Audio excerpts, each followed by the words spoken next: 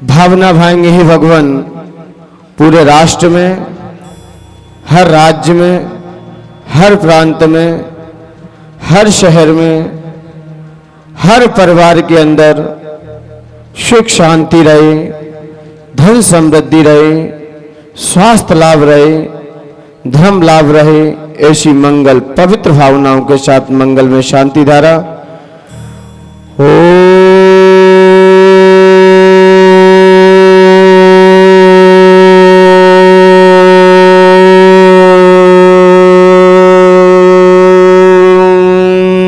नमः श्रीदेव्याः।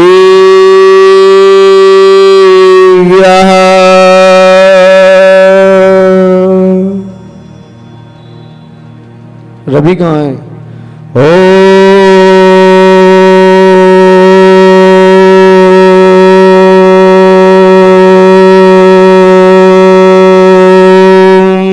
नमः श्रीदेव्याः।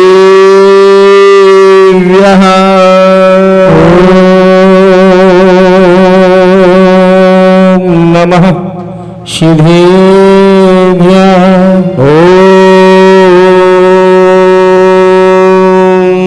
नमः श्रीदेव्याः।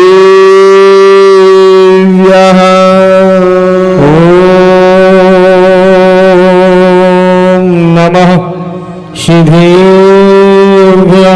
श्री वीतरागाय नमः। ओम नमोर्ते भगवते श्रीमते श्री पार्वती तंगराय द्वादश गण परमेष्ठिताय शुक्ल ध्यान पवित्राय सर्वज्ञाय स्वयं सिद्धाय बुद्धाय परमात्मने परम सुखाय त्रिलोकमहि व्याप्ताय अनंत संसार चक्र परिमर्दनाय अनंत दर्शनानंत ज्ञानंत वीर अनुसुखा त्रिलोक संग्रह सत्य ज्ञान सत्य ब्रह्मणे द्रणल ब्रह्मंडल मंडिता ऋषि आरिका श्रावक श्राविका प्रमुख चतुसंगोपचार विनाशनाय घाती कर्म विनाशनाय अघाती कर्म विनाशनाय परम पूज्य आचार्य भगवंत गुरुवश्री विनम्र सागर जी महाराज संघर्ष श्रेष्ठ श्रीमान चिंतामन जी, विकास जी, अनुपम जी, मुनमुन, आर्यन, विपिन, संयोगिता, परख, डॉक्टर किंजल, बीवी, भाभी, मनीष, आनंद, श्रद्धा, करिश्मा, सिद्धि, अक्षय समस्त इमली परिवार श्रेष्ठ श्रीमान डॉक्टर सूरज जी, शिल्पा जी, शुभम, आरोही जैन, शौद्रविंद सब परिवार श्रेष्ठ श्रीमान चिंतामन जी, महेश जी, रेखा जी, प्रकेत, प्रशांत, प्रवीण शेट्टी समस्त परिवार श्रेष्ठ श्रीमान सार्थक विपुल सर्वरस्य निर्मल आदित्य सब परिवार से धीरज शेट्टी सब परिवार से प्रीतेश प्रदीप सब परिवार से संयम संदेश सब परिवार से पर्व पंकज जैन सब परिवार से उत्कर्ष प्रणाली सब परिवार से श्रेष्ठ श्रीमान अरविंद कुमार जी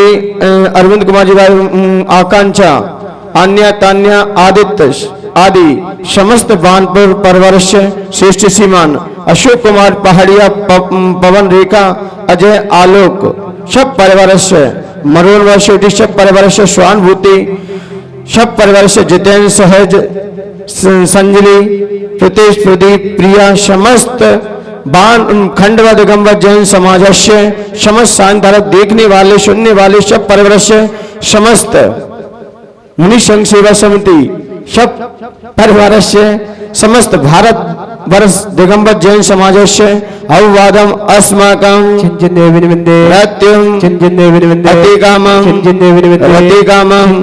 क्रोधम पापम भैरम च सर्वोपसर्गम सर्वविघ्नं सर्वभयं सर्वराजभयं सर्वशूरभयं सर्वदुष्टभयं सर्वमृगभयं सर्वमात्मचक्रभयं सर्वपरमन्त्रं सर्वशूलरोगं सर्वक्षयरोगं सर्वकुष्ठरोगं सर्वक्रूररोगं सर्वनरमारिं सर्वगजमारिं सर्वाश्वमारिं सर्वगोमारिं सर्वमहिषमारिं सर्ववक्षमारिं सर्वपत्रमारिं सर्वपुष्पमारिं सर्वफलमारिं सर्वराष्ट्रमारिं सर्वदेशमारिं सर्ववेशमारिं सर्ववेतालसाग्निभयं सर्ववेदनीयं सर्वमोहनीयं सर्वकर्माष्टकं। ओम सुदर्शन महाराज चक्र विक्रम तेजो वाले शौर्य वीर शांतिम सर्व जनानंदनम सर्व भव्यानंदनम सर्व गोकुलानंदनम सर्व ग्रामानंदनम सर्व नगरानंदनम सर्व कीटानंदनम सर्व करवाटानंदनम सर्व द्रोणम कुशभानंदनम सर्व लोकानंदनम सर्व देशानंदनम सर्व यजमानंदनम सर्व दुःखम हन हन दह दह पच पच गुड गुड शीघ्रम शीघ्रम यशकम तु लोकेषु व्याधिनिवसंवर्जितम अभिमक्षमम आरोग्यम स्वस्तिरस्तु विधीयते श्रीमस्तु कुलगोत्र धन्नाम स्वास्तु ददासु चंदप वाष्पुज मल्ली वर्धन पुष्पन शीतलान मुसुपर नेमनाथ पासनाथ तिभ्यो नमः इत्तीन मंत्र नवग्रह शांतियतम गणदोड़वसम श्री शांतिरस्तु तथास्तु शिवमस्तु तथास्तु जयोस्तु तथास्तु नित्यम आरोग्यमस्तु सर्वेषां पुष्टिरस्तु पुष्टिरस्तु समृद्धिरस्तु कल्याणमस्तु शुभमस्तु ऐश्वर्यमस्तु कुलगोत्र धन्नान्य सदास्तु श्री शत्रंबल आयु आरोग्य ऐश्वर्य अभिद्रस्तु ओम ह्रीम अरम नमो संपूर्ण कल्याण मंगल रूप मोक्ष पुरुषार्थ से भवतु ओम नमो भय वदो वड्डमानस रिस हस चक्कम जलंतम गच्छै आयासम पायन लोयाणम भूयाणम जैव वादव धम्मणिव रणंगणिव रांगिण मोहिनो सब जीव सतम अपराजित भवतु मेरा करक स्वाहा ओम नमो अरते भगवते श्रीमते दक्षिणा शीष दुष्कृम से दिव्य तेज मूर्ते श्री शांतिनाथाय शांतिकराय सर्व विघ्न विनाशाय सर्व रोग मृत्यु विनाशाय सर्व परिक चित्रपद विनाशाय सर्व क्षाम डाम विनाशाय ओम राम ह्रीम ह्रूम ह्रम रश्याय नमः सर्व देशस्य चतुर्संगस्य तथा विश्वस्य तथा परम पूज्याचार्य भगवंत गुरुवश्री विनम्र सागर जी महाराज संघर्ष श्रेष्ठ श्रीमान चिंतामन जी जैन प्रकाश जी अनुपम जी जैन मुनमुन आर्यन विपिन संयोगिता परख डॉक्टर किंजल बेबी भाभी मनीष आनंद श्रद्धा करिश्मा सिद्ध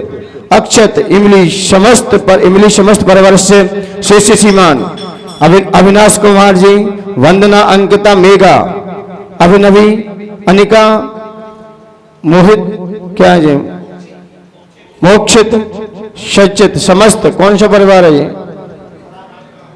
समस्त शराब परिवार से श्रेष्ठ श्रीमान सूरज डॉक्टर सूरज जी शिल्पा जी शुभम आरोही समस्त शौत्रमिंद परिवार से श्रेष्ठ श्रीमान चिंतामन जी महेश जी रेखा जी प्राकेश प्रशांत प्रवीण समस्त परिवार से श्रेष्ठ श्रीमान सार्थक विपल समस्त परिवार से निर्मल आदि समस्त परिवार से श्रेष्ठ धीरज जी शेट्टी सब परिवार से प्रत्येक प्रवीण समस्त परिवार से संयम संदेश सब परिवार से पर्व पंकज सब परिवार से उत्कर्ष सब परिवार से प्रणाली सब परिवार से श्रेष्ठ श्रीमान अरविंद जी आकांक्षा अन्य तान्या आदि गुड़ियाला वाले बानपुर समस्त परिवार से श्रेष्ठ श्रीमान अशोक पहाड़िया सब परिवार से पवन रेखा सब परिवार से अजय समस्त परिवार से आलोक समस्त परिवार से मनोरमा सेठी सब परिवार से स्वानुभूति सब परिवार से जितेंद्र सहज सब परिवार से संजलि सब परिवार से प्रतेश प्रदीप प्रिया समस्त परिवार से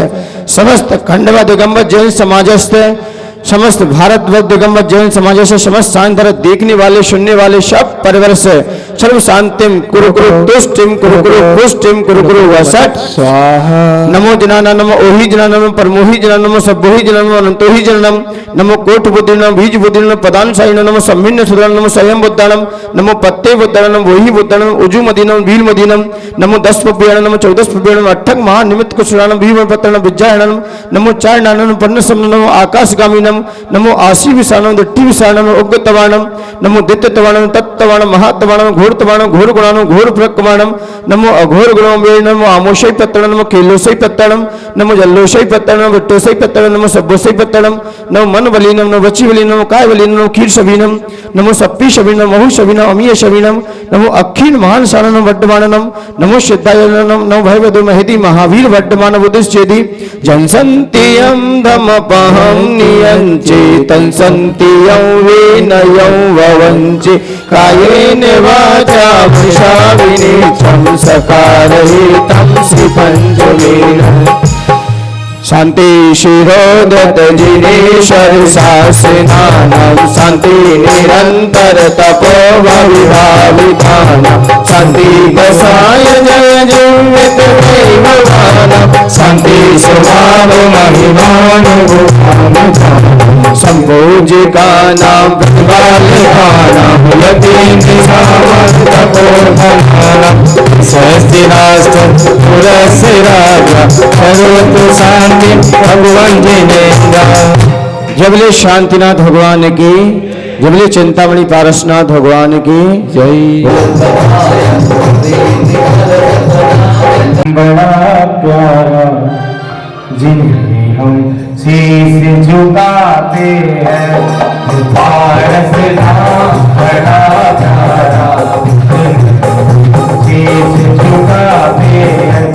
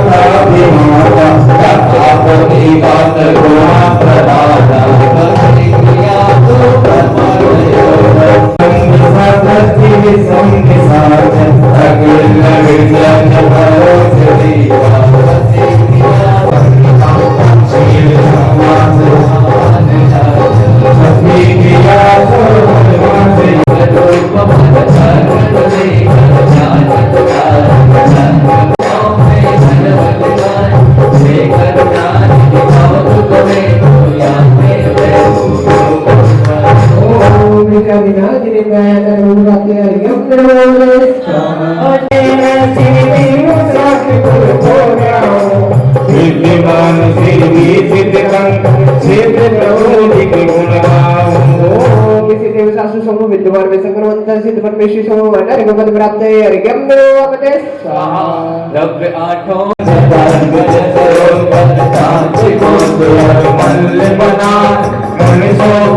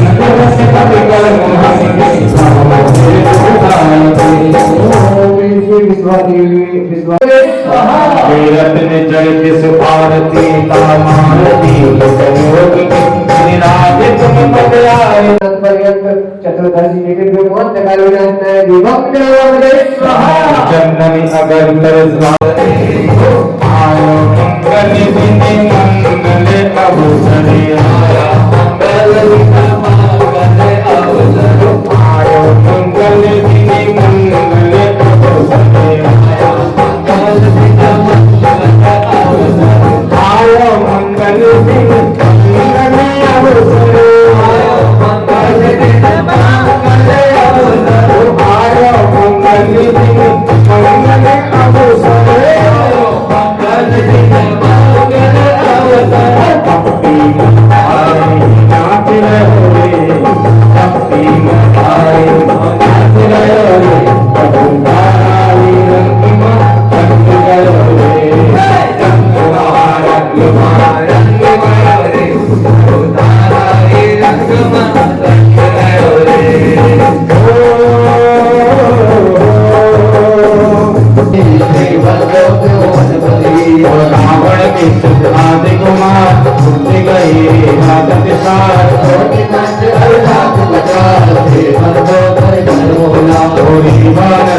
को पश्चिम दिशा में जासू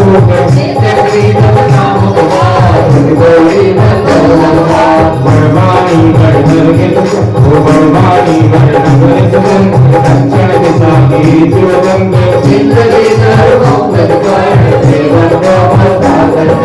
सुवर्ण बस्ते हाथ मुनिचा भावा के बंधु सिंगमदार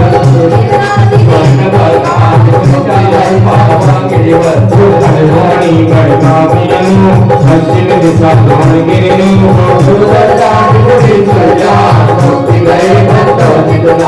काल महाकाल मुनि दो आगे कुमार महत्रियो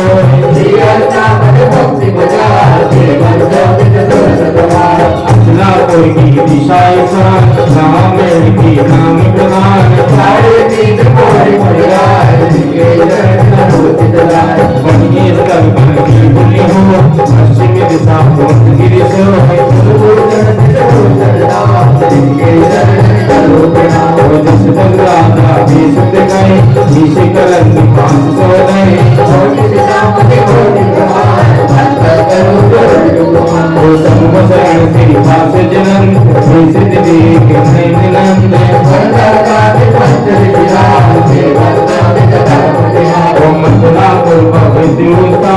जम्मू स्वामी श्री निर्माण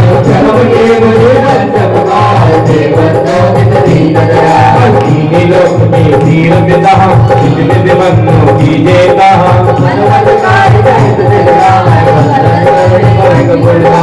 सम्मत 1700 अश्विन सती दसवीं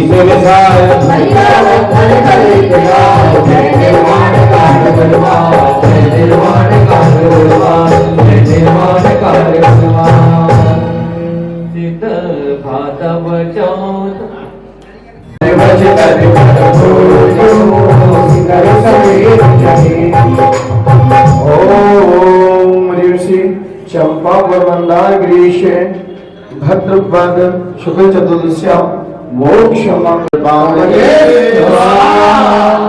चंपापुर में पंचवर कल्याण कित मुबाय सब धन तल सोगिनो घबराए हो संकट में जब मन घबराए कौन है देता सहारा मेरे गुरुवर प्यारे मेरे गुरुवर प्यारे मेरे गुरुवर प्यारे हो मेरे गुरुवर प्यारे जीवन में जब विपदा आए हो जीवन में जब विपदा आए कौन है देता सहारा मेरे गुरुवर प्यारे हो मेरे गुरुवर प्यारे मेरे गुरुवर प्यारे हो लाखों के सहारे मेरे गुरुवर प्यारे हो मेरे गुरुवर प्यारे मेरे गुरुवर प्यारे हो लाखों के सहारे।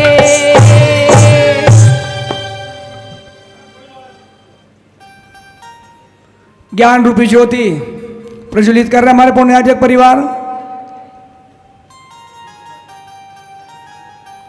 चलिए इसके बाद गुरुवर की रज को अपने मस्तक पर लगाने के लिए हमारे पुण्याजक परिवार मंच पर पहुंचेंगे और गुरुवर के पाद प्रक्षालन की क्रिया को संपन्न करेंगे।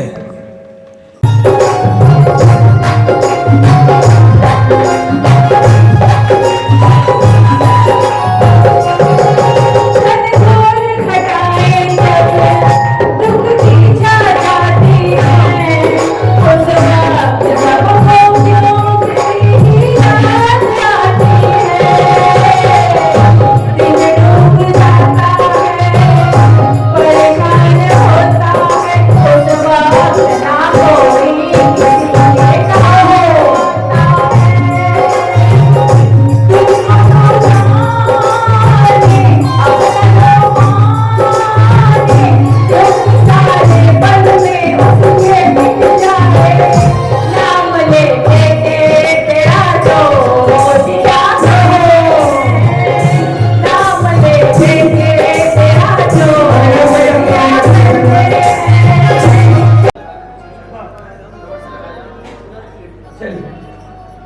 श्रीमती पायल जैन वंदना भाभी से निवेदन करूंगा कि वो आए हमारे जज साहिबा का स्वागत भी करना है हमें।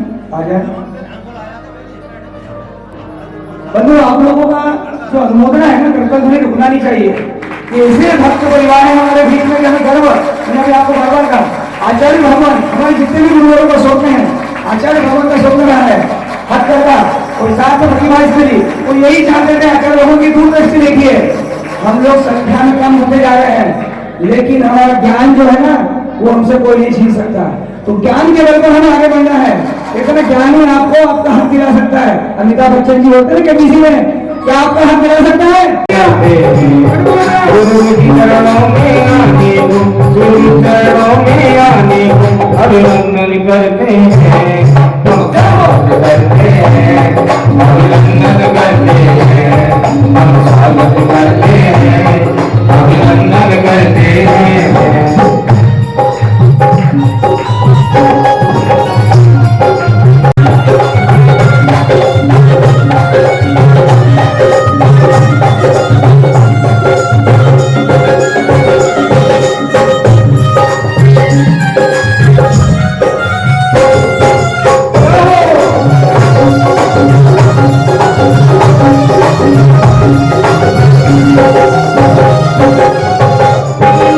कितना कठिन है, उसमें से भी हमारे निवेदन पर आए और हमेशा ही धर्म के क्षेत्र में अग्रणी रहता है परिवार।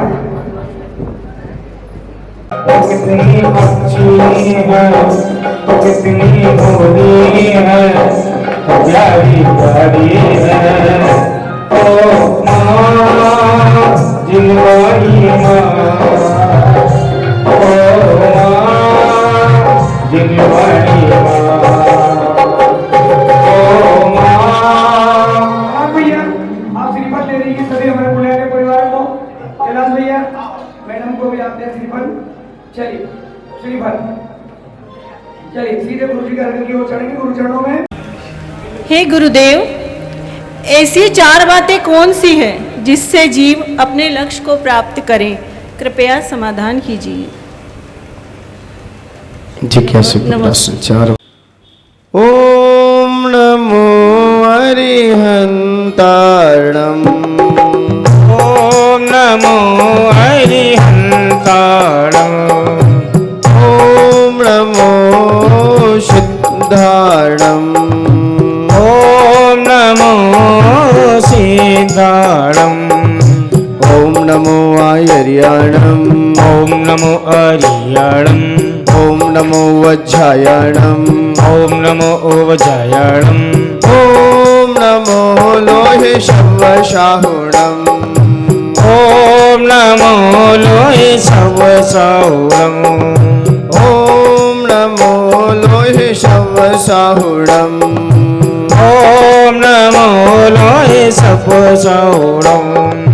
आपने आपको आप में वर लिया, आपने आपको आप में वर लिया, चेतना को स्वयं में प्रखर कर लिया, चेतना को स्वयं मैं प्रखर कर लिया।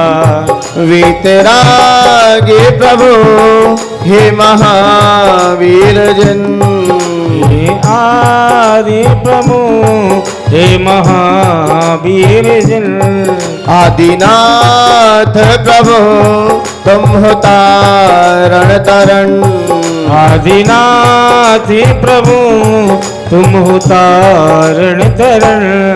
आपके दई चरण में विनम्र नमन, आपके दुई चरण में विनम्र नमन। त्याग के रूप तुम धर्म के रूप तुम, त्याग के रूप तुम धर्म के रूप तुम, ज्ञान के रूप तुम ध्यान के रूप तुम, ज्ञान के रूप तुम धर्म के रूप तुम। हे विराग गुरु दो विरागी नयन, हे विरागी गुरु तो विरागे नयन। हे विनम्र गुरु दो मुझे अवशरण। हे विनम्र गुरु तो मुझे अवशरण। है नमन दे शरण दो समाधि मरण।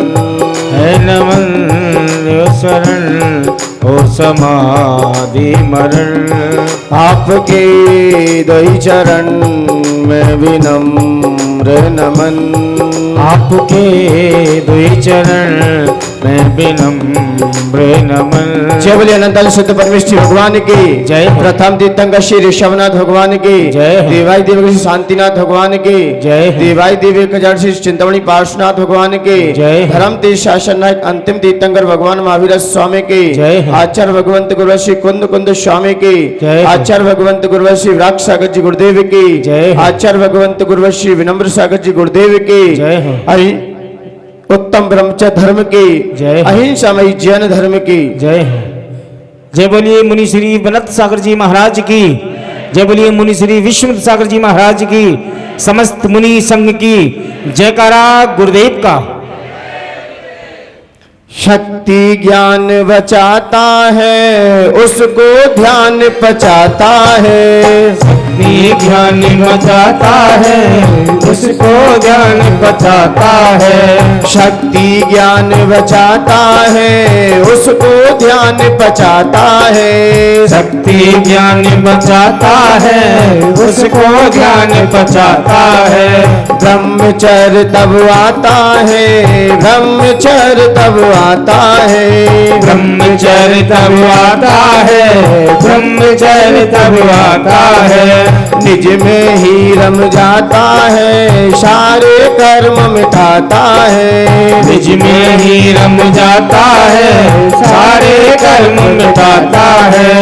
अपनी ही शक्ति हो अपनी ही शक्ति अपना दिल बहलाए रे। जीवन है पानी के बूंद कब मिट जाए रे।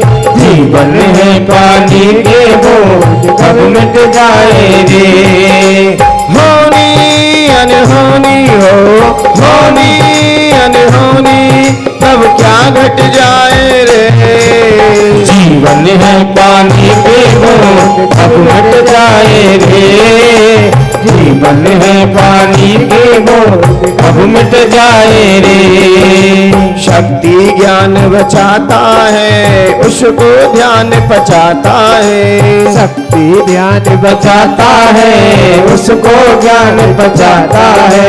ब्रह्मचर्य तब आता है ब्रह्मचर्य तब आता है। ब्रह्मचर्य तब आता है ब्रह्मचर्य तब आता है।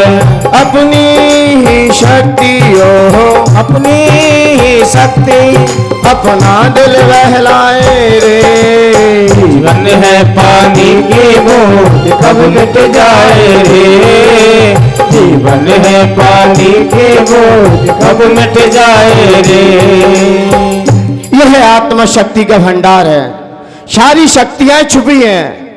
आचार्य भगवंत कुंद कुंद स्वामी ने भी कहा है इस आत्मा के अंदर 47 शक्तियां विराजमान हैं। वो शक्तियों के माध्यम से आत्मा परमात्मा का रूप ले लेती है। सारी शक्तियां इसी के अंदर हैं। बस शक्ति का हम प्रयोग कहां करते हैं। ये शरीर भी चलता है ये खान पीन से नहीं। ये शरीर चलता है तो हमारी आत्मा की शक्ति से संचालित होता है। आज देखा जाता है लोग कहते खाने पीने से शरीर चलता है। यदि खाने पीने से शरीर चलता होता तो तपस्वी आज भी तपस्या कर रहे हैं। धरती पर तपस्वी आज भी तपस्या कर रहे हैं। क्या वो जी नहीं रहे क्या? एक एक साल तक आदिनाथ भगवान खड़े रहे।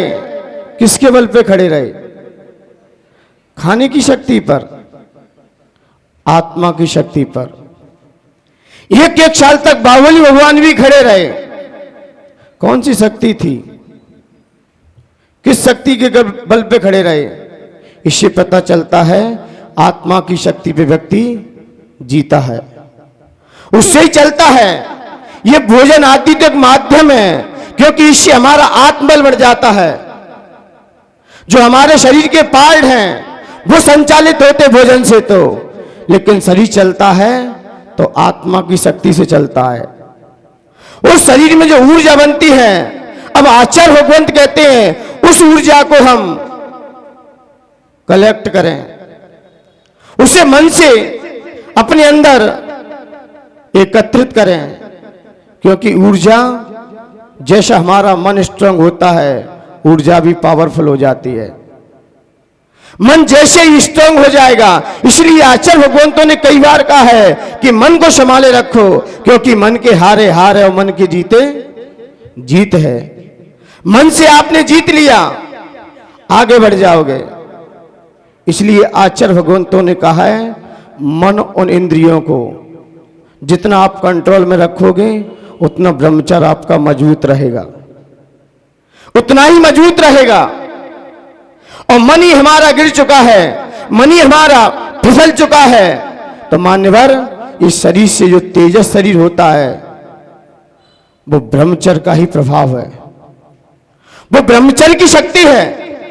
कोई भी तपस्या करता है, कोई भी त्याग करता है, सबसे पहले आचार्य भगवंतों का यही कहना रहता है कि ब्रह्मचर्य से रहिए। पहले किससे रहिए? ब्रह्मचर्य से। विद्यार्थियों के लक्षण में भी कह दिया है काक चेष्टा भगो ध्यानम श्वान निद्रा तथैव च अल्पाहारी गृह त्यागी। गृह त्यागी क्यों कह दिया? पहले गुरुकुल में बच्चे पढ़ते कि नहीं पढ़ते थे? गुरुकुल में अध्ययन करते कि नहीं करते थे? क्यों करते थे गुरुकुल में अध्ययन? ताकि ये संस्कार फालतू ना आ पाए। और सबसे पहले अंग्रेजों ने आके हमारे गुरुकुल को विध्वंस किया है। धरती पे अंग्रेज आए, सबसे पहले उन्हें हमारी शिक्षा प्रणाली को कमजोर किया कि ये लोग पढ़ते कहां हैं, अध्ययन कहां करते हैं। क्योंकि गुरुकुल की विशेषताएं थी पहले, वहां सारे विद्यार्थी मिलेंगे, लड़कियों से अलग रखा जाएगा इनको, क्योंकि नहीं तो विषमता फैल जाएगी, अपने लक्ष्य को प्राप्त नहीं कर सकेंगे। इसलिए यदि काक चेष्टा, कौवे जैसी चेष्टा, बको ध्यानम, बौला जैसा ध्यान, श्वान निद्रा, निद्रा भी कैसी, कुत्ते जैसी। डॉगी कितना भी नींद में हो तुरंत जग जाएगा। बको ध्यानम, काक चेष्टा बको ध्यानम श्वान निद्रा तथैव च अल्पाहारी, कम भोजन करो, कम खाओ और गम खाओ। और गृह त्यागी, गृह का त्याग होते ही व्यक्ति अपने लक्ष्य को प्राप्त कर लेता है। गुरुकुल में सबसे पहले घर का त्याग। जितने भी महापुरुषों का जीवन चरित्र उठा के पढ़ा मैंने, चाहे रामचंद्र जी हो, चाहे लवकुश हो, उनके पुत्र ही क्यों ना हो, अपने कुलभूषण देशभूषण ही क्यों ना हो, कहां पढ़े थे वो? अकलंक निकलंक भी रहे, अध्ययन कहां किया? गुरुकुलों में रहकर। क्योंकि गुरुकुल में शिक्षाएं मजबूत दी जाती हैं, स्ट्रांगता दी जाती है। क्योंकि जैसे ही हमारा गृह का त्याग हो जाएगा, गृह का त्याग होते ही विद्यार्थी अपने लक्ष्य को प्राप्त कर लेगा। क्योंकि गृह का मतलब है घर की बातों को विद्यार्थी लोग दिमाग में ना रखें, चाहे मोक्षार्थी हो और चाहे विद्यार्थी हो। यदि घर की बात उसके दिलो दिमाग में छाती रही तो मान्यवर आप अपने लक्ष्य को प्राप्त नहीं कर सकते। पुष्प ढाल का हुआ ही क्या था कल? घर की बात है दिल में रखे रहे, लक्ष्य को प्राप्त नहीं कर पाए। और विद्यार्थी भी है, इसलिए आचार्य भगवंत हमारे कहते हैं कि आप कुछ मत करो, अच्छा पढ़ो और अच्छा खाओ, और कोई मतलब मत रखो किसी से। यही तो माता पिता अपने बच्चों से कहते, क्या कहते हैं? यही तो शिक्षा देते हैं कि बेटा अच्छा खाओ और अच्छा पढ़ो। मेहमान कहाँ से आ रहा है, कौन आ रहा है, कौन जा रहा है, कहाँ शादी होनी, किसकी कहाँ होनी है, मतलब छोड़ दो। अभी तो आपका क्या क्षेत्र है, क्या है? क्योंकि बचपन में हमारा शरीर का निर्माण होता है और जवानी में ऊर्जा का निर्माण होता है। बचपन में किसका निर्माण होगा? आपके शरीर का। ये एक उम्र रहती है, हर चीज की उम्र है, और आपने उम्र के जरिए कोई काम नहीं किया तो बुढ़ापा बहुत जल्दी आके घेर लेता है। क्योंकि बचपन में हमारा शरीर का निर्माण होता है और उस समय हमारी शिक्षा का विकास भी होता है और जवानी में ऊर्जा बनती है, और बुढ़ापे में वही ऊर्जा सारी बीमारियों से लड़ने में सक्षम होती है। और वही ऊर्जा हमने वेस्ट करते रहे, फालतू बर्बाद करते रहे किसी के माध्यम से, क्योंकि अपनी ऊर्जा को आचार्य भगवंतों ने यही कहा है, जितने भी महापुरुष हुए हैं अपनी ऊर्जा को कलेक्ट करे रखे रहे। आपने देखा है ना, शक्तिशाली त्रियंचों में कौन होता है? शेर होता है। क्या होता है? शेर होता है। जब शेरनी ने सियाल के बच्चे को पाला, क्योंकि शेरनी के पास कोई था नहीं उस समय, तो उस समय किसके बच्चे को पाल लिया? वो सियाल का बच्चा आता था, वो उसको ही अपनी मां मानता था और उनके साथ खेलता था। लेकिन शेर के भी शायद उनका 12 वर्ष का एक बार शेर बस अपनी ऊर्जा असंयमपन को स्वीकार करता है, बाकी हर समय अपनी व्रत संयम से रहता है। इसलिए शेर शक्तिशाली रहता है, सिर्फ पुत्र उत्पत्ति के लिए और किसी के लिए नहीं। तीर्थंकर के माता पिता भी होते हैं, उनके भी 2 प्रमाण मिलते हैं। मल्लीनाथ पुराण में भी उल्लेख आया है कि उनके रजवीर नहीं होता, बस संयोग संबंध है बस। लेकिन एक आचार्य भगवंत कहते नहीं, पुत्र की उत्पत्ति होती है, आवश्यकता। तो दोनों ही प्रमाण है हमारे पास, आप दोनों ही ले सकते हैं।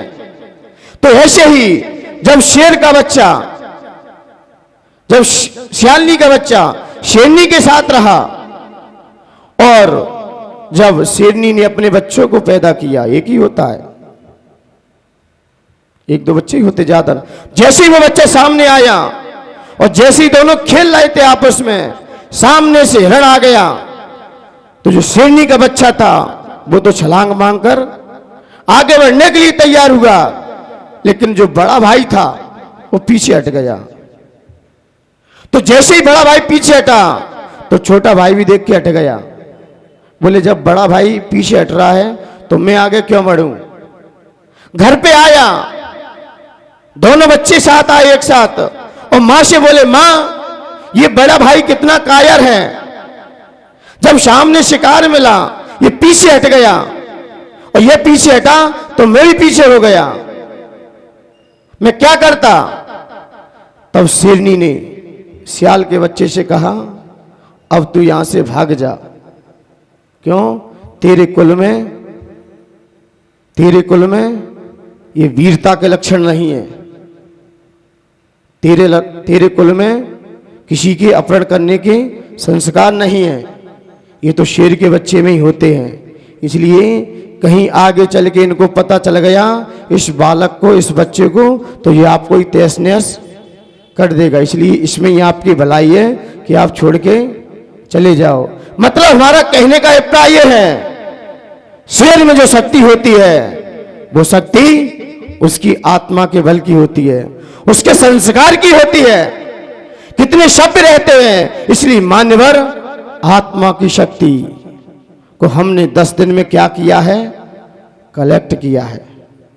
ये हमारे 10 दिन किस में निकले?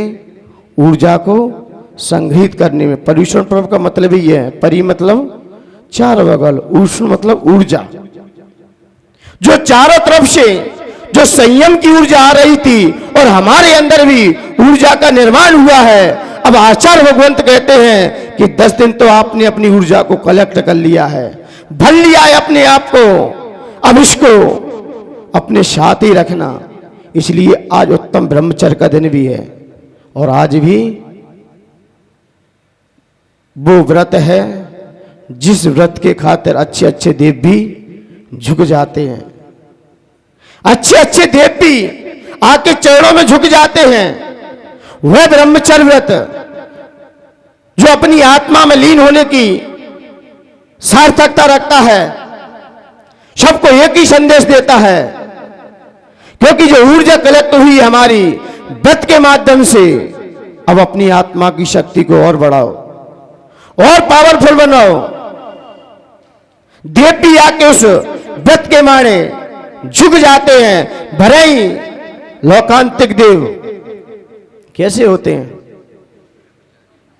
ब्रह्मचारी जैसे होते हैं। और 16 स्वर्ग से ऊपर वाले देव नवग्रहव्यक, नव अनुदुस और 5 अनुत्तर, यहां पर भी क्या है?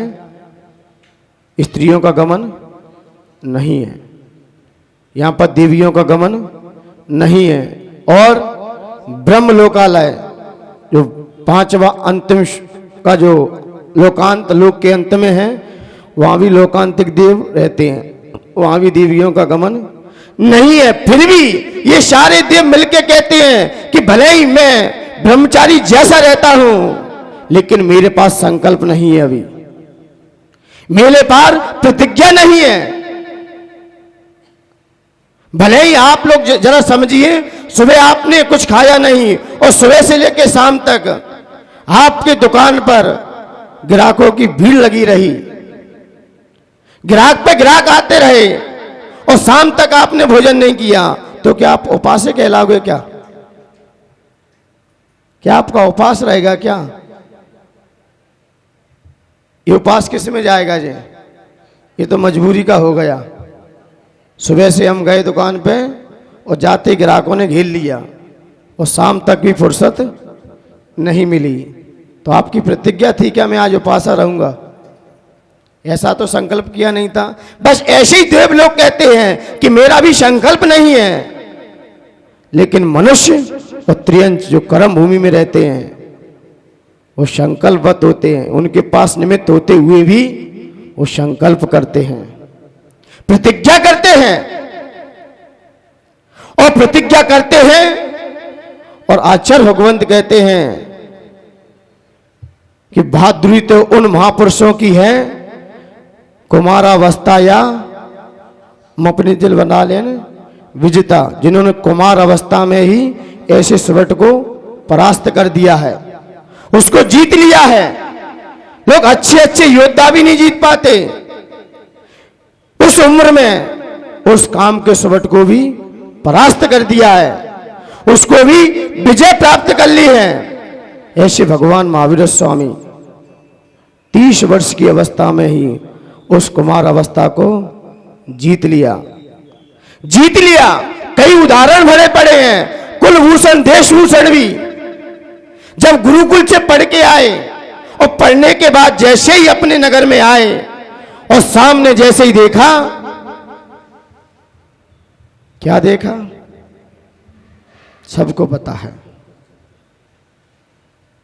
सामने देखा और वो रथ पे आरूढ़ होकर अपने नगर की ओर जा रहे थे और जाते ही देखा, जब वो छोटे में गए थे तब उनकी छोटी बहन बहुत छोटी थी, जब उसका जन्म ही हुआ था। लेकिन गुरुकुल में 12-15 साल जब लौट के आए तो वो बहन क्या कह रही थी, आज दोनों मेरे भाई का क्या है आगमन होने वाला है। तो उसने तो सारा तोरण द्वार सजा दिया, सब कुछ बंधन आदि बाहर सब जगह लगा दी उसने और द्वार द्वार पर रंगोलियां बना दी, क्योंकि आज मेरे भाई का आगमन है। और वो अपने किस पर क्या बोलते आप, रोशन द्वार अपने महल पर खड़ी हुई थी और जैसे ही देखा मेरा भाई आ रहा है सामने, लेकिन कुलभूषण ने देख लिया ये तो बहुत सुंदर है, ये तो बहुत सुंदर है। और देशभूषण ने भी देखा और दोनों के मन में क्या चल रहा था, इससे संबंध मैं करूंगा। और वो कह रहे कि इससे संबंध, बस दोनों के आपस में भाई में चल रहा है मन में, अभी किसी से शेयर नहीं किया उन्होंने, न एक दूसरे को बताया, बस अंदर ही अंदर मन में ये विचार चल रहा था। आपस में युद्ध की भी नौबत आ गई थी, क्योंकि जर जोरू जमीन, लड़ाई की 3 ही जड़ है। लड़ाई की झगड़े की कितनी जड़ है? 3 ही तो हैं, जर जोरू जमीन। लड़ाई की 3 जड़ है जर जोरू जमीन जोर की वरना किसी और की। आप पे जोर होगा तो आपकी है। एक व्यक्ति था, इसी घटना के संदर्भ में डूंगरपुर में जब आचार्य श्री विराजमान थे, शादी करा के लेके आया। उसका शादी हुई और कार्यक्रम को लेकर, जैसे ही कार्यक्रम को लेकर सामने आया, शादी हुई, पहली विदा के लिए बेटी अपनी मायके चली गई। विदा कराने गया, क्या विदा कराने गया, और विदा कराने गया तो कुछ लोगों ने उसकी बहू का अपहरण कर लिया। क्या कर लिया? अपहरण कर लिया। अब वो व्यक्ति अपने थाने में क्या लिखाने गया? रिपोर्ट लिखाने गया। बोले कुछ बदमाशों ने मेरी धर्मपत्नी का क्या कर लिया है? अपहरण कर लिया है। तो पहले तो पुलिस वाले हंसे, जब तुम पे संभलती नहीं है तो करी क्यों तुमने? इतना शक्ति तो होना चाहिए। उस ढेर सिंगल पिलाई के तेज हवा चले तो उड़ जाए। तो पहले तो पुलिस वाले कई बार तो उनकी मजाक उड़ाई। अब क्या रिपोर्ट लेके तुम पे पत्नी नहीं संभलती तो क्या संभालोगे तुम जिंदगी में? तो लिख तो ली। मतलब हमारा कहने का अभिप्राय यह है, लड़ाई की तीन ही जड़ हैं, जर जोरू जमीन। जैसे ही दोनों भाई ने देखा और देखकर आपस में युद्ध की नौबत आई, सामने बहन आई, बोले भाई मैं कब से मैं आपको निहार रही थी, आज देखते ही मेरे जीवन का मुझे एक उपहार मिल गया है, मुझे सब कुछ मिल गया है। जैसे ही भाई कहा उसने, तो पिताजी बगल में खड़े थे। बोले जब आप जब गुरुकुल के लिए जा रहे थे तब आपकी बहन बहुत छोटी थी, अभी आपकी बहन बहुत बड़ी हो गई है। जैसे ही कहा पिता ने, तो दोनों के आंखों में क्या था कि हम जिसको क्या मान रहे थे, अभी तक हम क्या मान रहे थे, उन्हें अंदर ही अंदर पश्चाताप हुआ और पश्चाताप होकर वो बैराग के पथ पर आगे बढ़ गए। कहां से मोक्ष गए हैं? मांगी तुंगी कुलभूषण, जहां पर आचार्य शांति सागर महाराज जी ने अपनी संलेखना पूर्वक समाधि को विसर्जन किया है। कुंतलगिरी आचार्य शांति सागर जी ने भी वहीं पर समाधि संलेखना लेकर अपना विसर्जन किया, शरीर को छोड़ा। मान्यवर कुमार अवस्था में उसको जीतना, अच्छे अच्छे लोगों को पसीना आ जाता है। लोगों से कहो ब्रह्मचर्य व्रत ले लो, शक्ति नहीं है। कितने साल के हो गए? 60 से भी ऊपर चल रहे हैं, उनसे कहो व्रत ले लो। हाँ, अब एक व्यक्ति आए 90 साल के थे, बोले आचार्य श्री मैं एक व्रत लेना चाहता हूं। बोले कौन सा? बोले ब्रह्मचर्य व्रत। बोले धर्मपत्नी वो तो गई, वो तो चल बसी। अब तुम 90 साल के हो गए, एक्सपायरी डेट आ गई। कौन सी डेट है?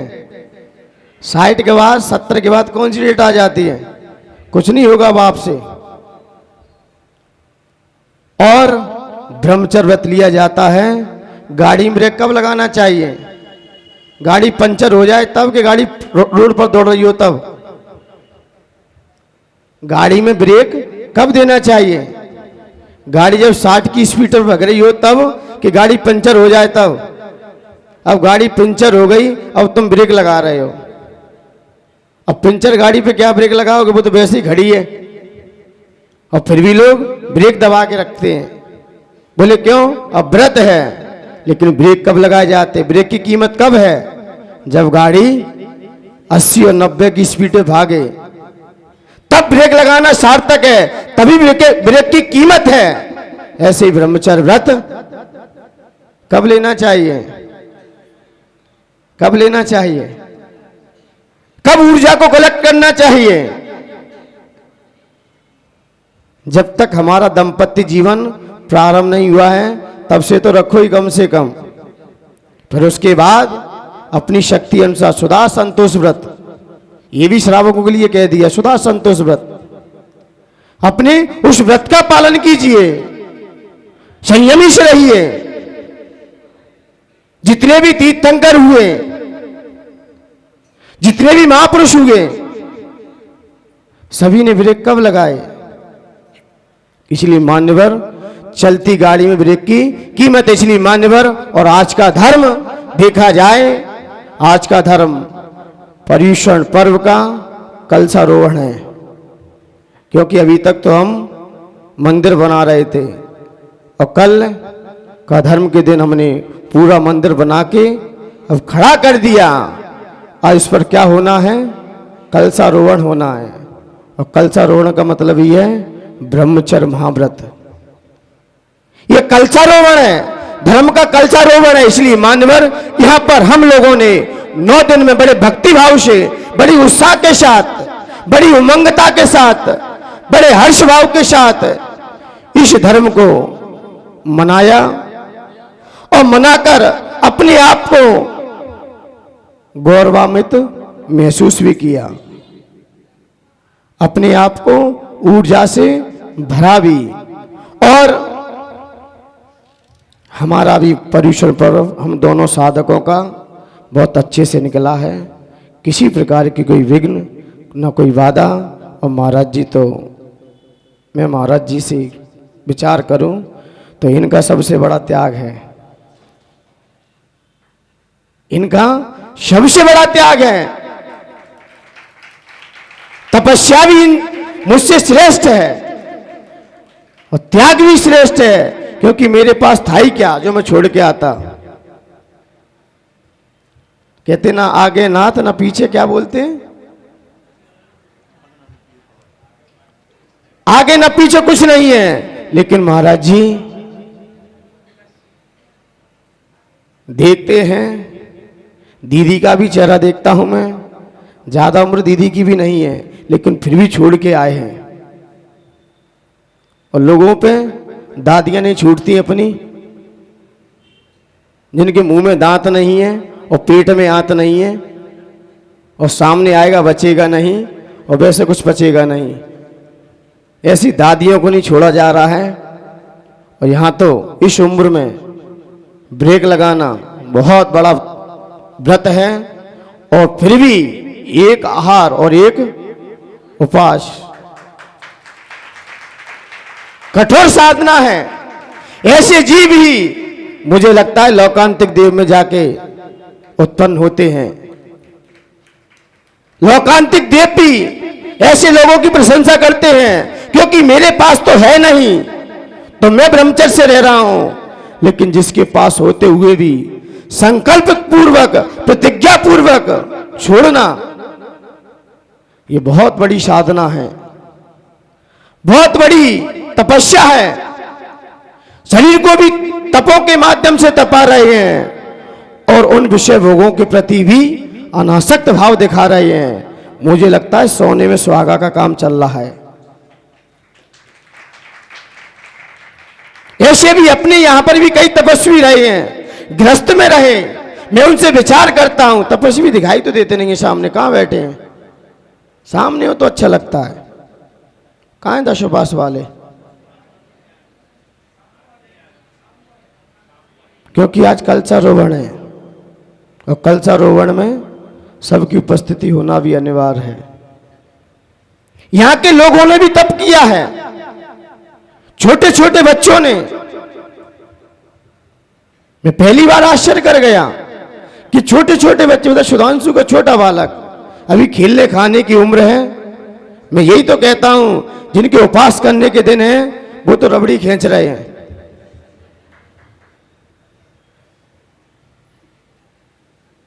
और जिनके खेलने खाने के दिन हैं वे उपवास कर रहे हैं।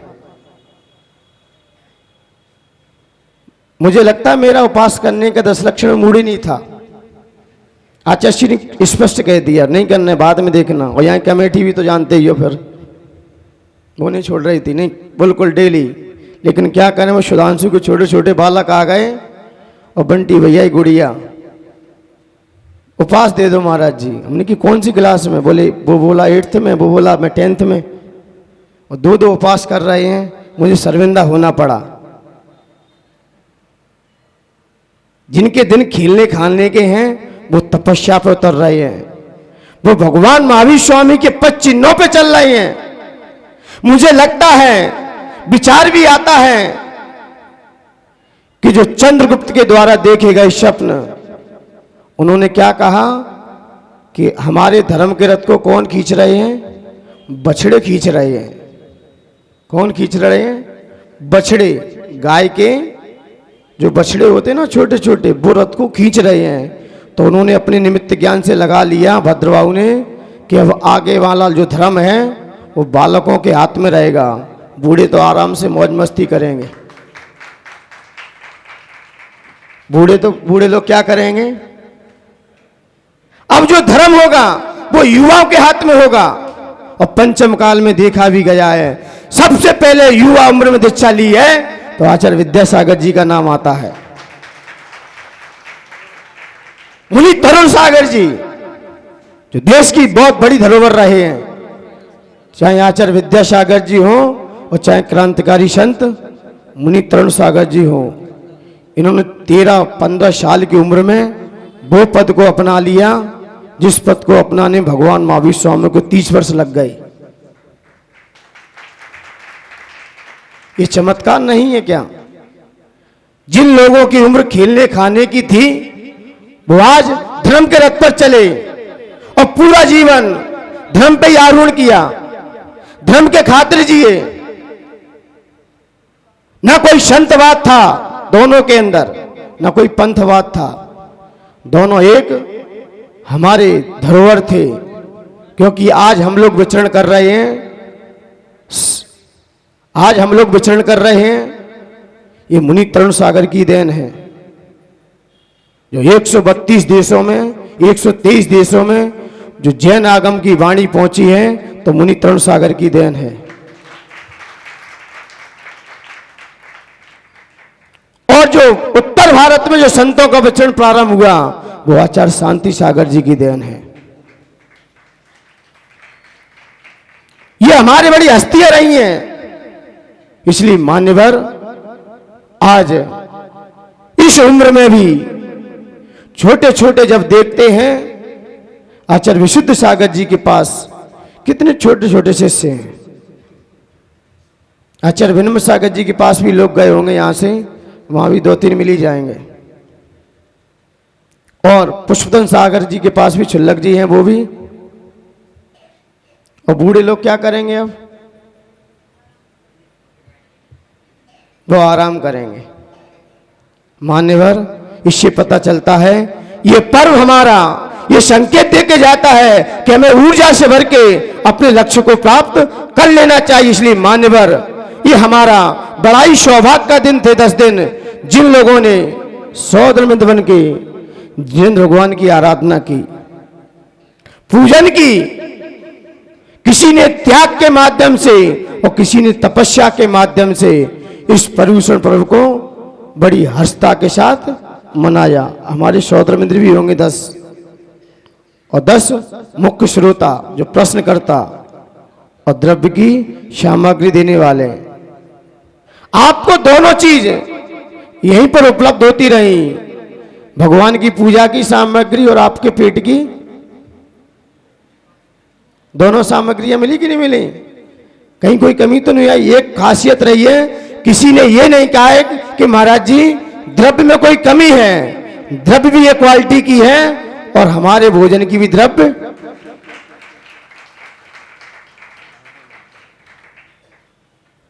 मुझे लगता है ऐसा पर्युषण पर्व ये तिथि से हमने कई बार मनाए हैं, कई बार हमने मनाए हैं। अब यही भावना भाव कि भगवान ऐसे हमने पर्युषण पर्व बहुत मना लिए, लेकिन अब पर्युषण पर्व हमारे अंदर उतर जाए, हमारे अंदर विराजमान हो जाए। बड़े भक्ति भाव से किया हमने कार्य, लेकिन अब हमारी आत्मा भी उस पर्युषण पर्व में हो जाए, उस रूप हो जाए, तभी हमारा ये पर्युषण पर्व मनाना सफल और सार्थक हो सकता है। अन्यथा पर्युषण पर्व आते हैं, हम खा पी लेते हैं, उपवास कर लेते हैं और फिर जाके ता फिर हो जाते नहीं। कुछ ना कुछ बदलाव अवश्य आना चाहिए। आपने एक साल में भी एक बार परिवर्तन आ गया और आप जब तक रहोगे तो कुछ ना कुछ परिवर्तन तो आता ही रहेगा और यही परिवर्तन आपको पंच परावर्तन को रोक देगा। और आप अपने जीवन परिवर्तन नहीं ले आए तो पर्युषण पर्व एक नहीं 1000 भी आपके सामने आ जाएं। वैसे 1000 तो आएंगे नहीं आपके सामने, आ जाएंगे 1000 आपके सामने, मुश्किल पड़ जाएगा क्योंकि इतनी उम्र कहाँ है। 100 ही आ जाएं, यही बहुत है अब, क्योंकि एक साल में 3 तो आते, लेकिन अपन उत्साह से ये मनाते हैं। लेकिन फिर भी थोड़ा थोड़ा परिवर्तन हमारे अंदर आएगा तो आज नहीं कल हम ऊर्जा से भर भी जाएंगे। इसलिए मान्यवर, आज उत्तम ब्रह्मचर्य का दिन है और उत्तम ब्रह्मचर्य के दिन आचार्य भगवंत बस यही संकेत देते हैं आपको कि अपनी ऊर्जा को संभाल के रखो। उस ऊर्जा से हम आगे चल के कई बीमारियों का सामना भी कर जाएंगे, कई बीमारियों से लड़ भी जाएंगे। और नहीं अपनी ऊर्जा कहीं भोग में निकाली, भोग में नहीं, आचार्य भगवंत का कहना भी योग में निकालो, योग साधना करो, अपने मन वचन काय को संभाल के रखो।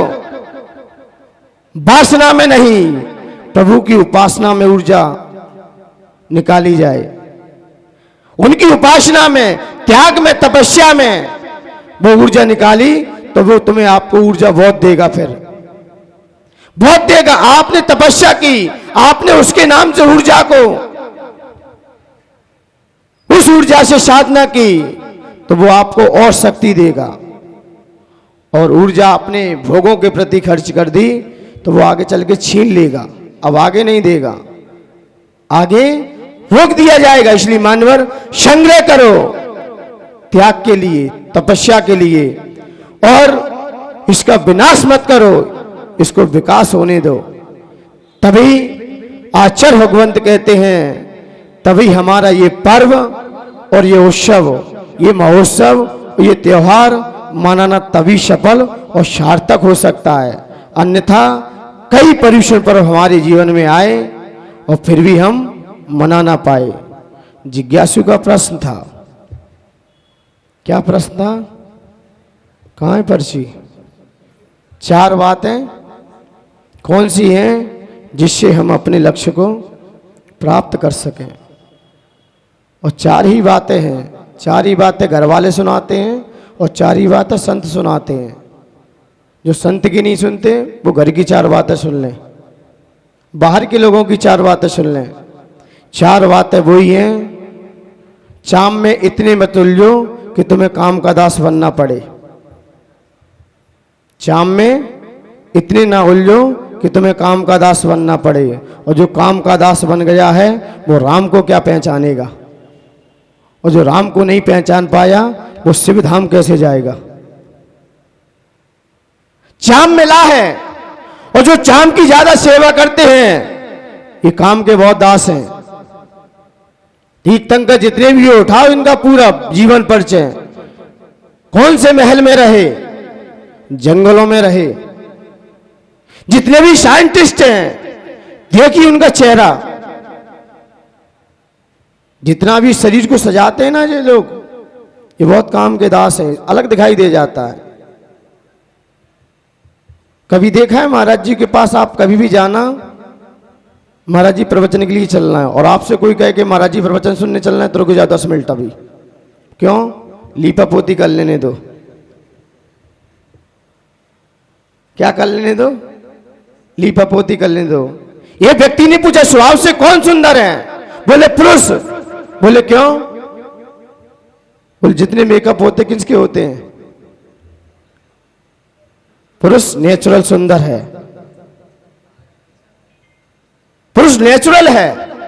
और अपनी नेचुरल सुंदरता पर बस अभिमान मत कर लेना, घमंड मत कर लेना।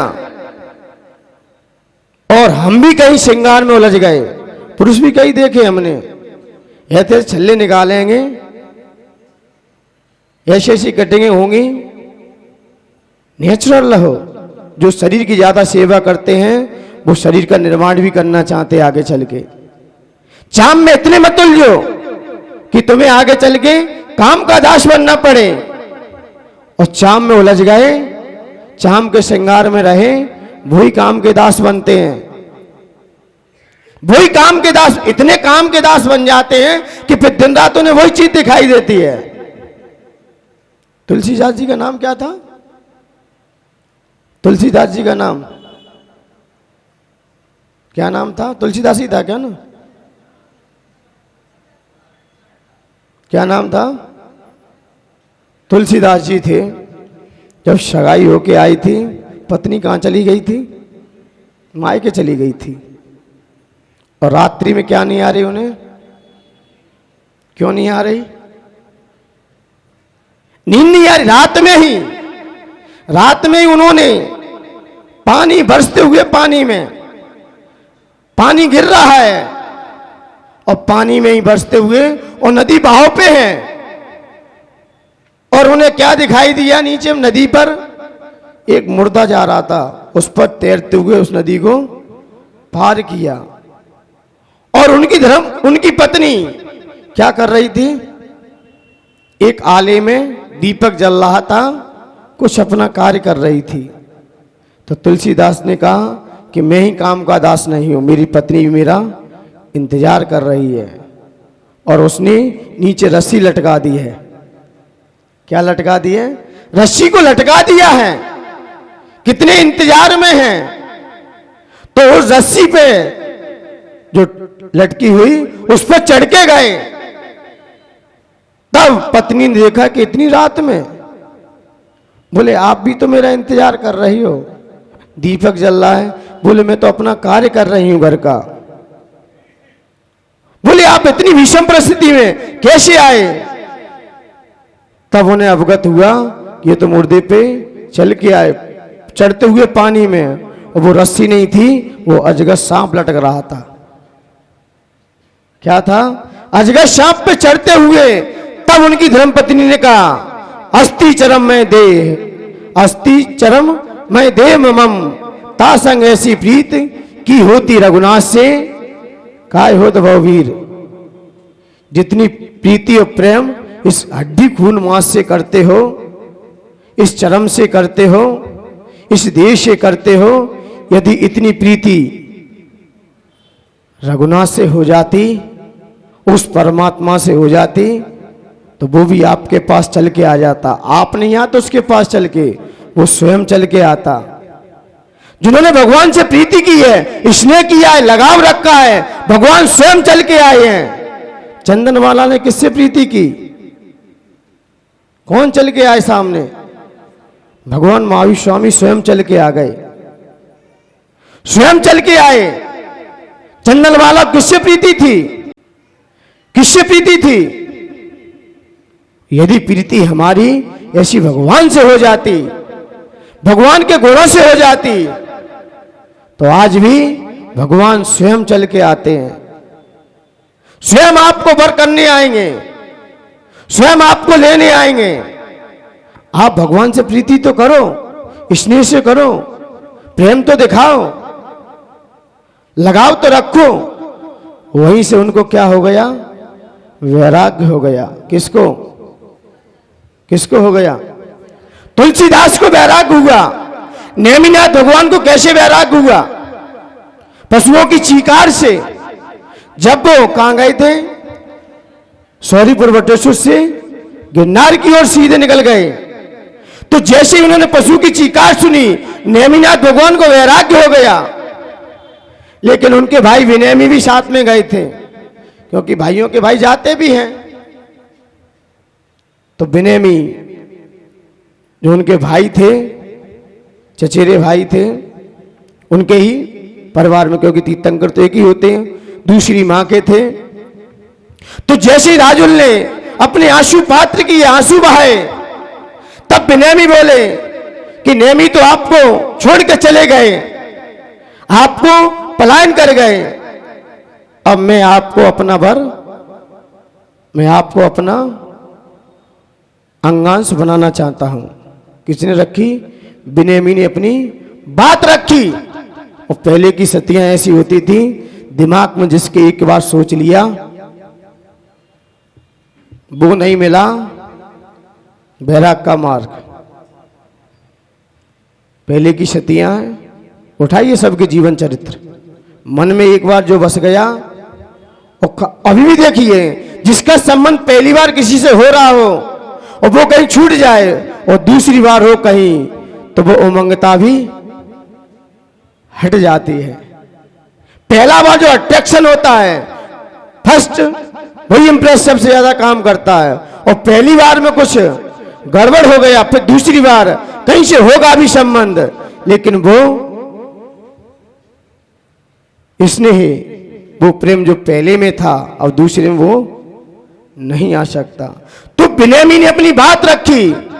तो राजुल ने कहा, मैं आपका संबंध करने के लिए तैयार हूं, लेकिन मेरी एक बात सुन लो, मेरी एक अर्ज है। बोले ठीक है, वो भी आपकी अर्ज मान्य की जाएगी। बोले क्या अर्ज है? मैं अभी आती हूं। राजुल अंदर गई, एक दूध के प्याला एक लोटा भर के लेके आई और उसने कहा, लो इसे आप पी लो। जैसे ही बिन्यामीन ने अपने हाथ बढ़ाया, बस राजुल ने उसमें थूक दिया। क्या कर दिया?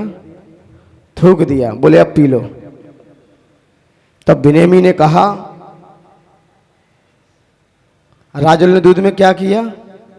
थूक दिया। क्या कर दी? थूक दिया। जैसे ही थूका तो बिन्यामीन को धक्का लग गया दिल में जाके कि मेरा इतना अपमान, इतना अनादर। तो बिन्यामीन को जैसे ही धक्का लगा, राजुल ने यही तो कहा, नेमिनाथ मुझे भी तो थूक के चले गए हैं, तो फिर तुम मुझे क्यों चाट रहे हो? उन्होंने तो थूका है और तुम उसे ही चाट रहे हो। तब बिन्यामीन को भी वैराग्य हो गया। उस समय कई लोगों को वैराग्य हुआ, राजुल को हुआ तो हुआ ही, कई राजाओं को वैराग्य हुआ। मान्यवर, चाम से इतनी प्रीति मत रखो कि व्यक्ति फिर कोई कुछ नहीं देखता। चाम से इतनी प्रीति करता है, इतनी प्रीति करता है, फिर उसे कुछ नहीं दिखाई देता। काम कांदा इतना हो जाता है, फिर उसे कुछ भी नहीं दिखाई देता। आचार्य भगवंतों ने कहा, महावीर कीर्ति जी का ग्रंथ जब पढ़ रहे थे मैं, उसमें सुक्ति आई थी, प्यास ना देके पानी घाट। प्यास कितनी भी हो, पानी घाट कोई भी हो पी लेगा। प्यास ना देखे पानी घाट, और भूख ना देखे जूठा भात। किसी का जूठा भात भी होगा ना और भूख तेज हो, खा जाएगा। प्यास ना देखे पानी घाट और भूख ना देखे जूठा भात, और नींद ना देखे टूटी घाट। नींद गहरी हो फिर टूटी घाट भी सामने डाल दो, नींद होगी तो सो जाएगा, और नींद नहीं है तो डबल के गद्दे भी चुभेंगे। नींद नहीं आ रही हो कन्नू भैया, नींद ना आए तो कितने भी सामने रख दो फिर भी नींद ही नहीं आ रही। अब किस पे सोए? जब नींद गहरी हो तो कहीं भी सो जाते हैं। तो नींद ना देखे टूटी खाट, भूख ना देखे जूठा भात, पानी न देखे प्यास न देखे पानी घाट, और इश्क न देखे जाति बात। इश्क होता है फिर जातिवाद सब भूल जाता है, चाहे हमारा कुल कलंकित हो चाहे कुछ हो जाए। तो इसलिए मान्यवर इतने बावले मत हो जाओ कि अपना कुल और खानदान भी डूब जाए उस शर्म के खातिर, उस काम के खातिर। इसलिए मान्यवर जब तक हमारा ये चाम और काम पर आसक्ति जितनी रहेगी, राम से बहुत दूर रहोगे। राम इन घरों में वास नहीं करते, जहां पर वासनाएं पनप रही है वह राम भी भग जाता है। इसलिए मान्यवर हमें चाम के इतने दास नहीं बनना चाहिए, चाम से इतनी प्रीति नहीं करना चाहिए कि हमें काम का दास बनना पड़े, काम के प्रति इतना आसक्त होना पड़े कि हम उसको ही भूल जाएं, उस परमात्मा को ही भूल जाएं, उस अपने लक्ष्य को ही भूल जाएं। इसलिए जैसे ही दो जाएंगे आपके अंदर से, वैसे ही राम अपने आप आ जाएगा। क्या आ जाएगा? वह परमात्मा स्वतः ही आपके पास आ जाएगा। इसलिए मान्यवर इन दो चीज निकलते ही हमारा राम हमारे पास है और शिवधाम भी हमारे पास है। इसलिए मान्यवर हमें इन चामों का दास नहीं बनना है और इन चामों से हम इतनी प्रीति न रखें। चाम है उस चाम की कीमत उतनी ही करें जितनी हम कर सकते। इसलिए मान्यवर अपने उस व्रत को जानने के लिए, उस शक्ति को पहचानने के लिए पुरुषार्थ कीजिए, तभी हमारा ये उत्तम ब्रह्मचर्य धर्म मनाना सफल और सार्थक हो सकता है। जब तक हम इसको समझेंगे नहीं, इसकी गहराई को नहीं जानेंगे, कई बार आएंगे हम वहीं के वहीं खड़े रह जाएंगे। ये पर्यूषण पर्व आते हमारे जीवन में हमें संकेत दे के जाते हैं, उपदेश दे के जाते हैं, उस चेतना को पहचानो ताकि आप भी मेरे लक्ष्य को प्राप्त कर सको। इसलिए मान्यवर इन्हीं पवित्र भावनाओं के साथ जय बोलिए महावीर भगवान की। ओम ह्रीम उत्तम ब्रह्मचर्य धर्मंगाय नमः। ओम ह्रीम उत्तम ब्रह्मचर्य धर्मंगाय नमः। ओम ह्रीम उत्तम ब्रह्मचर्य धर्मांगाय नमः। ओम ह्रीम उत्तम ब्रह्मचर्य धर्मंगाय नमः। ओम ह्रीम उत्तम ब्रह्मचर्य धर्मांगाय नमः। ओम ह्रीम उत्तम ब्रह्मचर्य धर्मंगाय नमः। ओम ह्रीम उत्तम ब्रह्मचर्य धर्मांगाय नमः। ओम ह्रीम उत्तम ब्रह्मचर्य धर्मंगाय नमः। ओम ह्रीम उत्तम ब्रह्मचर्य धर्मांगाय नमः। ओम ह्रीम उत्तम ब्रह्मचर्य धर्मंगाय नमः। ओम ह्रीम उत्तम ब्रह्मचर्य धर्मांगाय नमः। ओम ह्रीम उत्तम ब्रह्मचर्य धर्मंगाय नमः। ओम ह्रीम उत्तम ब्रह्मचर्य धर्मांगाय नमः। ओम ह्रीम उत्तम ब्रह्मचर्य धर्मंगाय नमः। ओम ह्रीम उत्तम ब्रह्मचर्य धर्मांगाय नमः। ओम ह्रीम उत्तम ब्रह्मचर्य धर्मंगाय नमः। ओम ह्रीम उत्तम ब्रह्मचर्य धर्मांगाय नमः। ओम ह्रीम उत्तम ब्रह्मचर्य धर्मंगाय नमः। ओम ह्रीम उत्तम ब्रह्मचर्य धर्मांगाय नमः। ओम ह्रीम उत्तम ब्रह्मचर्य धर्मंगाय नमः। ओम ह्रीम उत्तम ब्रह्मचर्य धर्मांगाय। ओम ह्रीम उत्तम ब्रह्मचर्य धर्मंगाय नमो नमः। ओम ह्रीम उत्तम ब्रह्मचर्य धर्मांगाय नमो। सम्यक दर्शन, सम्यक ज्ञान, सम्यक चापधार का नमो नमः। वो आ जाता शाम एक बार।